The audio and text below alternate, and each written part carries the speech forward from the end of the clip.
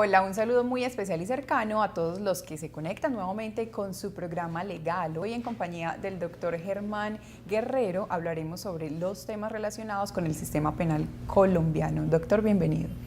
Muchas gracias, Luisa, nuevamente por esta invitación, y al canal CNS muchas gracias también por el espacio. Estamos indiscutiblemente el día de hoy trayendo conocimiento jurídico a cada uno de ustedes de una forma un poco básica, en el entendido de que estas palabras puedan ser, digamos, de claridad y no de confusión a los televidentes, puesto que en muchas ocasiones vemos ciertos lenguajes que lo que hacen es confundir al televidente. Entonces intentaremos de pronto no ser como tan técnicos y tratar de aterrizar un poquito el lenguaje.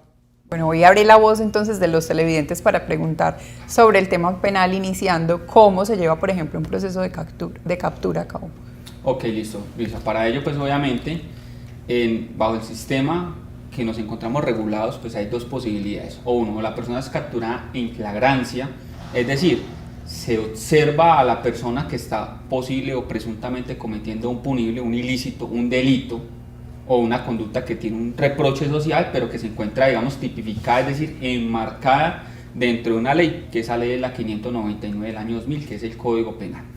Si eso es así, puede capturarlo un ciudadano del común y ponerlo a disposición de la policía, puede capturarlo la policía, o digamos cualquier persona quedaría con esa posibilidad de detener o aprehender a esa persona que probablemente o presuntamente acaba de cometer un ilícito, y obviamente esta persona entonces tiene que ponerse a disposición de la autoridad competente.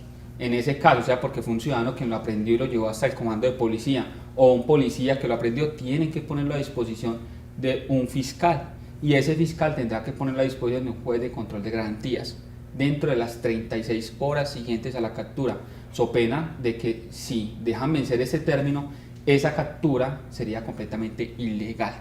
Así la persona haya sido capturada en flagrancia. Entonces, una de las posibilidades que tenemos bajo el marco normativo colombiano es la captura en flagrancia, que como te dije, la persona es sorprendida y aprehendida al momento del presunto punible, presunto ilícito o presunto delito. Y la otra opción es por vía de orden judicial. Entonces, un juez de la República va a ordenar que esa persona sea privada de la libertad y sea llevada y puesta a disposición del despacho, o puesta directamente en un centro penitenciario y carcelario si la persona ya fue condenada, porque muchas personas dicen: yo sé que tengo un problema, me están investigando, o sé que hay un proceso que se está adelantando en mi contra, pero no me voy a hacer presente porque me da miedo que de pronto me capturen y me pongan directamente en un centro penitenciario y carcelario. Entonces evaden la justicia, y cuando sale la sentencia condenatoria, entonces dicen: búsquenlo por todos los lados en el territorio colombiano o en el exterior, si existe alguna circular, para que sea entonces directamente puesto a cumplir o purgar la pena que llaman. Entonces, o tenemos una captura por flagrancia, o tenemos una captura por orden de un juez de control de garantías. ¿Por qué de control de garantías? Porque el juez de control de garantías lo que va a buscar es preservar que los derechos fundamentales de esa persona no sean vulnerados. En algunas ocasiones los derechos fundamentales pueden ser limitados. Piénsese, por ejemplo, el derecho a la libertad es un derecho fundamental, pero en ciertas oportunidades pueden ser limitados y se le puede dar captura a una persona porque presuntamente ha cometido un ilícito. Entonces, el hecho de que la persona sea capturada no significa que ya definitivamente va a afrontar una condena, sino que lo que deberá afrontar es un proceso judicial que vamos a empezar a explicar en el transcurso de esta grabación. Entonces, existen esas opciones, y por ejemplo, cuando es una orden de captura que expide un juez, se tendrá entonces que informarse a la persona capturada los derechos que le asisten, que tiene derecho a un abogado, que puede comunicarse con un familiar, manifestarle la aprehensión, decirle qué juez fue el que emitió la orden de captura, y a la persona se le tendrá que dar buen trato. Mal haría los captores, en este caso digamos la policía, porque pues sabemos que en Colombia muchas de las personas que detienen a un presunto responsable lo que hacen es agredirlo. Mal haría la institución Policía Nacional en coger a la persona aprehendida y también lesionarlo, porque ellos están investidos y representando precisamente digamos el cumplimiento de la ley y el orden.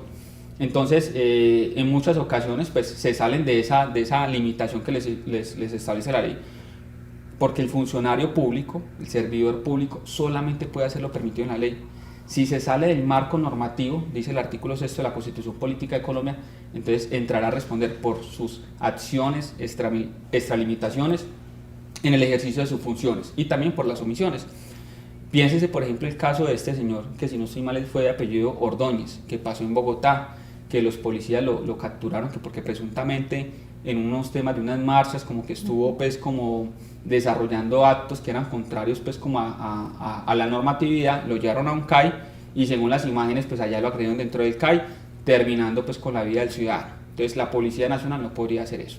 Entonces, en cuanto a la respuesta que podríamos dar, en qué ocasiones se puede privar a una persona de la libertad, al menos en Colombia, pues por flagrancia o por orden de captura expedida por un juez de control de garantías. De acuerdo a todo eso que conocimos, ¿cómo podría proceder una persona que fue víctima de un mal procedimiento de captura y también en qué casos o hacia dónde lo dirigen cuando es capturado? Claro que sí, bueno, como habíamos manifestado, esta persona tiene que ser puesta a disposición del juez de control de garantías y allá se van a verificar varias cosas. En cuanto a la captura, pues se va a verificar el acta de buen trato, que la persona tiene que firmar si ve que lo trataron bien y si no, pues no la firmará, ¿cierto? Igual estará asistido por un abogado defensor. Ese abogado puede ser un abogado contractual, es decir, básicamente el que usted llama a una oficina de abogados o tiene usted un defensor de confianza, le dice doctor o abogado, necesito que me represente, o un abogado de la Defensoría Pública, que usted no lo está pagando, sino que lo paga el Estado. Entonces, o un abogado de oficio, ¿sí?, que lo represente en esa causa.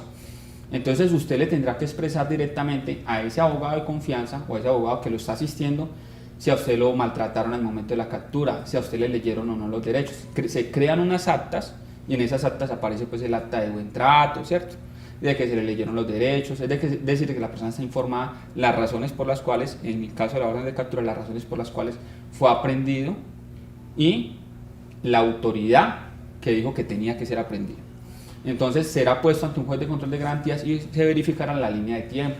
¿Cuál es la línea de tiempo? Es decir, que desde el momento de la captura, de forma lo más pronto posible, una inmediatez, van a verificar haya sido puesto ante el fiscal y que en un lapso no superior a las 36 horas desde la captura haya sido puesto ante el conocimiento de un juez de control de garantías. Entonces, si se cumplen esos postulados, lo más seguro entonces es que va a ser avalada esa captura, es decir, será legalizada la captura de ese ciudadano y posteriormente en esa misma audiencia se va a iniciar una nueva audiencia, que sería la audiencia de formulación de imputación, que palabras más, palabras menos le van a decir al ciudadano: usted fue sorprendido el día tal, a tales horas, en tal sitio, circunstancias de tiempo, modo y lugar, desarrollando tal conducta, y esa conducta está prohibida en el artículo tal del Código Penal. Y por esa razón, entonces, aperturamos una investigación en su contra y si usted se declara responsable en esta audiencia, podrá obtener hasta un 50% de descuento. Hasta un 50%. No significa que sea un 50%, hasta puede ser el 10, el 20, el 30%, pero como usted no está permitiendo que la justicia se desgaste, entonces lo vamos a recompensar. Sistema de justicia premial. Le vamos a dar la posibilidad de obtener hasta un 50% de descuento si usted se declara culpable o responsable, es decir, se allana los cargos que le acaban de imputar. Ese allanamiento es facultativo. La persona toma la decisión si se allana, es decir, se acepta cargos o no.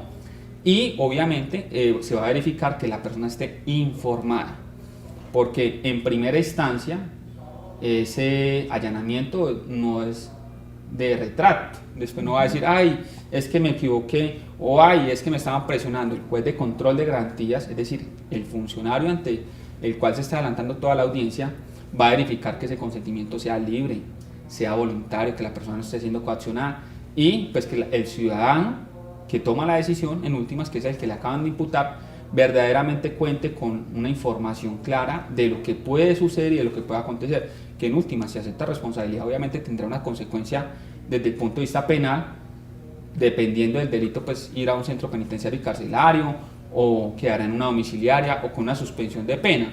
Entonces, pues en cada caso en particular se debe analizar esta figura, al menos en lo que en mis casos respecta. Yo nunca le recomiendo a un cliente que acepte cargos en esta instancia, porque a mi parecer el ofrecimiento de hasta un 50% pues es, digamos, sujeto al arbitrio del juez de conocimiento, que será quien tome la decisión posteriormente a esa audiencia. Entonces más adelante se tendrán que evaluar otros postulados como por ejemplo el elemento material probatorio, la evidencia física obtenida por parte de la Fiscalía para determinar si hacemos un preacuerdo o no con la Fiscalía, y ahí sí entrar a hacer una negociación con la Fiscalía en ámbito de justicia premial para reducir la pena. ¿Por qué? Porque en últimas, por A o por B, el sistema jurídico penal colombiano no se va a desgastar, y no se va a desgastar porque entonces ya ese trabajo que tenían que hacer posteriormente en una audiencia de acusación, en una audiencia preparatoria, en una audiencia de juicio oral, pues ya no se va a desarrollar. ¿Por qué? Porque la persona directamente dice, bueno, yo diré que soy responsable de estos actos, voy a reconocer mi responsabilidad, y entonces nos vamos a ahorrar un montón de dinero en funcionarios públicos, en fiscales, en jueces, tiempo, y aún porque en muchas ocasiones puede ser que aunque la persona sí sea responsable, probatoriamente no existan pruebas que permitan determinar que efectivamente existe esa responsabilidad, y ante la duda, Luisa, pues el juez de conocimiento deberá absolver. Entonces en ese caso, como la persona no está permitiendo el desgaste judicial y fuera de eso está declarándose responsable, entonces se le va a dar un descuento. Ese descuento en vía preacuerdo se podría negociar con el fiscal y llegar ante un juez de conocimiento y decir, señor juez de conocimiento, le pido que avale este preacuerdo, y entonces el juez de conocimiento va a mirar que se hayan cumplido con la forma, que no le hayan dado más descuento del permitido, ¿cierto?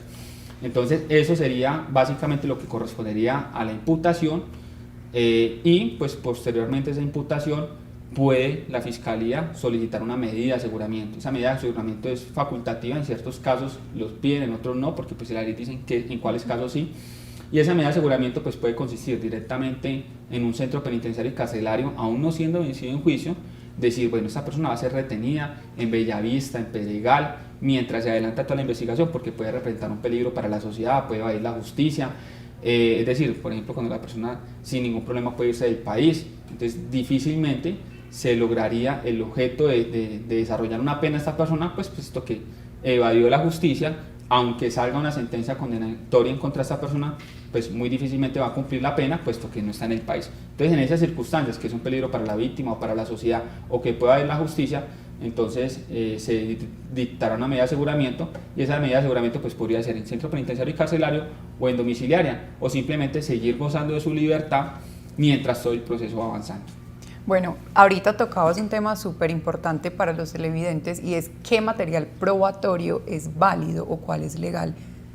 Bueno, en cuanto al tema probatorio, existen múltiples formas de tener ese tipo de pruebas. Existen pruebas documentales. Lo importante es que ante el material probatorio sea incorporado e ingresado al proceso en las etapas correspondientes, y pues adicionalmente que sea sujeto de debate o controversia. Es decir, la otra parte, el elemento material probatorio tendrá que presentar la Fiscalía en la audiencia de formulación de acusación y darle el respectivo traslado a la defensa. Entonces la defensa, si usted me lo descubrió en las etapas procesales oportunas y me permite a mí refutar estas pruebas, yo podré en una audiencia posterior entrar a refutar la prueba, y en ese caso, como ya tengo un elemento material probatorio conocido, entonces podré refutarle ante el juez de conocimiento si ese elemento material probatorio es conducente, es pertinente, es útil, o si no lo es, por el contrario.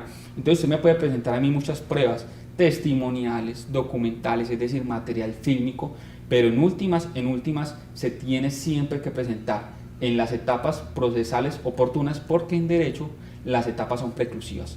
Ay, señor juez, es que yo fiscal en la audiencia de formulación de acusación, se me olvidó una cosita muy importante. Supóngase, por ejemplo, el caso de un acceso carnal. Entonces se me olvidó una prueba muy importante. Presentar en las pruebas documentales las respectivas pruebas que se adelantaron ante medicina legal, en la cual se evidencia de que efectivamente el ADN de la víctima y el victimario se encontraron en tales prendas. Se le olvidó nada, ¿no? Y esa era la etapa procesal oportuna para poderlos incluir. Entonces, siempre y cuando sean incluidos dentro de la etapa procesal oportuna y sujetos a refutación, que el abogado defensor los conozca, podrá posteriormente determinarse por parte del juez de conocimiento, y aquí no vamos a hablar de juez de control de garantía de conocimiento, si el material es útil, si es conducente y si es pertinente al proceso, porque no me van a venir a incorporar una prueba que nada tiene que ver. No tiene, por ejemplo, pienses en el caso Colmenares, que para nadie es un secreto que en nuestra justicia han existido lamentablemente el carrusel de los falsos testigos, avalados por ciertos fiscales, en aras de darle solidez a su argumentación jurídica y que el juez llegue a un convencimiento de que efectivamente esa persona es responsable, pero como aquí no todo vale, y la verdad tarde que temprano sale a la luz, ¿qué genera esto? Esto tiene un efecto adverso, y es que aunque se diga que esa persona no estuvo en presencia de los hechos, ya el juez se le empieza a generar cierta duda de si verdaderamente esta persona que dice ser responsable o que le han imputado y que ya ha sido acusado y que le dicen que usted presunta probablemente fue la persona que cometió el ilícito, es decir, el delito, si verdaderamente lo es o no lo es. Y ante la duda no le queda más al juez que absolver. De hecho, muchos abogados penalistas han cogido esa ruta, no tanto de decir es que yo tengo elemento material probatorio que demuestre la inocencia de mi cliente, sino de tratar de desvirtuar las pruebas, porque ante la duda no le queda al juez más que absolver. Bueno, sobre el sistema penal colombiano, ¿hay alguna falta de credibilidad en muchas personas del común? Por ejemplo, el tema de la captura, las capturas que se dan o las sentencias que se dan de casa por cárcel para casos que para las personas quizás no merecían serlo. ¿Qué determina ese tipo de decisiones en un juez, por ejemplo? Bueno, hay ciertas circunstancias en las cuales se puede determinar, y entre esas circunstancias hay que mencionar un artículo muy claro del Código Penal colombiano, que es la Ley 599 del año 2000, y es el artículo 68A. Ese artículo 68A es la base o la ruta que cualquier abogado penalista tiene que conocer en su integridad, porque el artículo 68A dice: no se podrán conceder beneficios judiciales ni administrativos en estos casos, y manifiesta una serie de delitos. Entonces, si el delito es inferior a 8 años, le podemos estar dando una domiciliaria, siempre y cuando el delito no esté conjugado, no esté consagrado en el artículo 68A. Si el delito es inferior a 4 años, le podemos estar dando una suspensión de pena, es decir, que aunque la persona fue declarada penalmente responsable, la persona va a seguir gozando de su libertad, pero va a quedar con un antecedente. Entonces, en ese tipo de situaciones se pueden conceder ciertos beneficios. Piénsese que vivimos en un sistema completamente carcelario. Todas las personas que cometan delitos para la cárcel. El mantenimiento de una persona mes a mes en una cárcel es altísimo. Es completamente alto. El Estado colombiano no puede darse el lujo de volverse un Estado carcelario y de que todos los problemas se puedan solucionar por la vía penal. De ahí que, por ejemplo, mucha gente discute el por qué en ciertos casos que se someten ante, por ejemplo, un juez de familia, como por ejemplo una inasistencia alimentaria, terminen siendo punibles. Es que el Código Penal dice que la inasistencia alimentaria es un delito, correcto. Entonces estamos utilizando dos armas, y entre los principios que consagran digamos toda la parte de cómo se debe desarrollar el proceso penal colombiano, es decir, principios rectores, claramente se establece que, por ejemplo, dentro del marco penal, el derecho penal debe ser la última ratio. Es decir, que existiendo otras medidas para solucionar las controversias, acudimos en última instancia al derecho penal. Entonces, existiendo otros mecanismos, ¿para qué nos vamos a desgastar con el derecho penal? Que sí, que está tipificado, es decir, que está dentro de la norma, pero el Estado colombiano no se puede dar el lujo de entonces toda conducta que sea, digamos, contraria a una moral social o contraria a las buenas costumbres, sea objeto de reproche y sancionemos directamente a todas las personas a que vayan a un centro penitenciario y carcelario. Adicionalmente, por una cosa, Luisa, que es que las cárceles colombianas, como verdaderamente no hay un sistema de resocialización, uno de los fines de la pena es la resocialización del individuo. Se supone que si yo como persona cometo un ilícito, es decir, que yo tengo una falencia en la sociedad, y que como yo tengo esa falencia en la sociedad, me van a llevar a un centro donde yo me voy a resocializar mi comportamiento. Ejemplo, una persona que comete un hurto. Pero vemos claramente que en Colombia no existe resocialización, porque las medidas no existen. En algunas cárceles se permiten que ciertos internos puedan trabajar en aras precisamente de la resocialización. Lo que pasa es que no hay vacantes para que todos los internos trabajen. Entonces no le estamos dando las mismas oportunidades a todos. Y terminan siendo estos centros penitenciarios y carcelarios verdaderas universidades del crimen. Entonces la persona que simplemente ingresó por un hurto ya empieza a tener contactos dentro de la cárcel de otro tipo de delitos, y a lo último, cuando sale de la cárcel, como no ha tenido una oportunidad laboral, piénsese por ejemplo una persona que fue recluida por 10 años en una cárcel, va a salir a buscar empleo y ¿qué le van a decir? ¿Usted qué ha hecho en los últimos 10 años que en su hoja no aparece nada? Ah, no, yo estoy en la cárcel. Entonces obviamente va a ser excluido y sale con una etiqueta social de que es un bandido, de que es un delincuente. Nadie le da oportunidades, y como en su círculo social solamente tiene personas que le han hecho mal a la sociedad, lo más seguro es que va a reincidir en un comportamiento punible, en un comportamiento desviado o contrario a la normatividad legal. colombiana, que en última lo que busca es que todos podamos vivir en sociedad.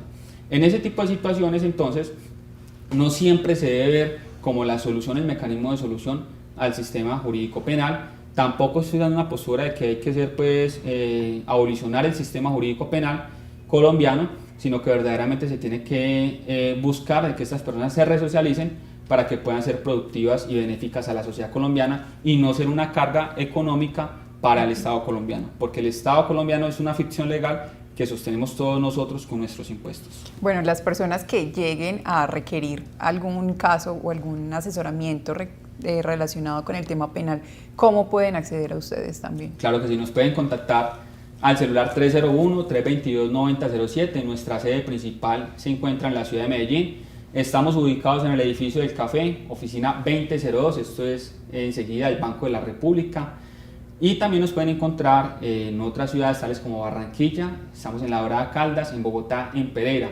Así que al 301-322-9007 nos pueden contactar, preferiblemente nos escriben por WhatsApp, porque hemos tenido muchas llamadas y ya no estamos dando abasto en la contestación de las mismas. Entonces sí les solicitamos a las personas que nos escriban, que por ese medio de la llamada no se pierden y pues podemos darle un soporte, digamos, mucho más rápido, mucho más efectivo y eficaz a la necesidad legal que la persona tenga.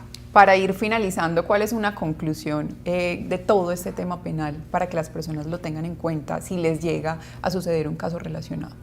Digo que el resumen de lo que hemos hablado se puede dar de la siguiente manera. 1. Que las autoridades de policía tienen que respetar los derechos de los ciudadanos que son aprehendidos. 2. Que existe un debido proceso para poder capturar a alguien. 3. Que aunque esa persona se presuma de que es un delincuente o que cometió un delito, sigue teniendo derechos y como ser humano no se le puede, por ejemplo, cortar la vida. Entonces vemos, por ejemplo, situaciones en las cuales las personas se dicen que, por ejemplo, está hurtando y ya llegan otros ciudadanos a quitarle la vida. Esas personas que están desarrollando este tipo de conductas también están desarrollando conductas punibles o delincuenciales o delitos, porque, por ejemplo, producirle a una persona que presuntamente es responsable de un delito, producirle heridas, ya, o se va de unas lesiones personales dolosas o se va directamente a una tentativa de homicidio. O si lo mataron, pues cometieron el crimen, entonces un homicidio. Y ese homicidio ya lo diremos si es doloso o no es doloso, o si fue culposo, dependiendo de las circunstancias. Entonces, no se puede pagar o caer en esa degradación de nuestra conducta como seres humanos de pagar mal con el mal. Para esto existen unas instituciones, digamos buenas o malas, pero son instituciones. Y en cuanto al Estado colombiano, pues indiscutiblemente tiene que verdaderamente no crear ese tipo de bodegas humanas, porque eso es lo que vemos en el día a día, una persona encima de otra, donde verdaderamente no se está resocializando al individuo, entonces colapsa el sistema jurídico penal porque no se están cumpliendo los fines de la pena, entre ellos la resocialización, una prevención preventiva general y especial. Eso no se está cumpliendo, porque de nada sirve, Luisa, el aumento de penas.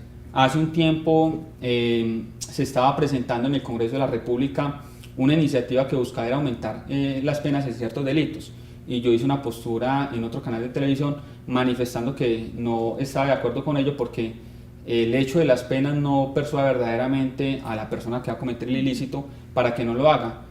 Lo que verdaderamente hace que la persona se persuada de no cometer la conducta punible es directamente tener la certeza de que el Estado colombiano impondrá sanciones, porque a mí me dicen: el que matase a otro incurrirá en pena de prisión de 13 a 25 años, artículo 103 del Código Penal.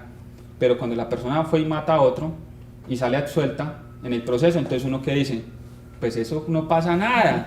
Entonces, si en vez de yo decir que el que matase a otro incurrirá en pena de prisión de 13 a 25 años, que ya de por sí me parece que es un tiempo alto, y si fue entonces homicidio agravado, entonces será de 25 a 40 años, entonces, en vez de estar diciendo de tanto a tanto, hay que verdaderamente hacer que el sistema jurídico sea fortalecido, y para que se fortalezca se necesita una verdadera inversión de parte del Estado, tanto en la rama judicial para que los jueces puedan administrar justicia con todo el soporte, en la fiscalía para que estos fiscales tengan los investigadores criminales que puedan obtener las pruebas y demostrar verdaderamente la responsabilidad en un punible de alguien. Entonces, más que aumentar las penas, es que los ciudadanos tengan la certeza, el convencimiento de que ahí sí, como dice el presidente, el que la hace la paga, y no como en muchas ocasiones vemos que hasta el mismo ejecutivo dice que el que la hace la paga, pero muchos de sus conocidos la hacen y no la pagan. Entonces, no es aumentar las penas, sino es la certeza de que al cometer un delito o un punible, verdaderamente va a haber una pena. Eso es lo que debe buscar el sistema jurídico penal colombiano y dejar estas bodegas humanas, pues que eso no le hace nada bien a la sociedad.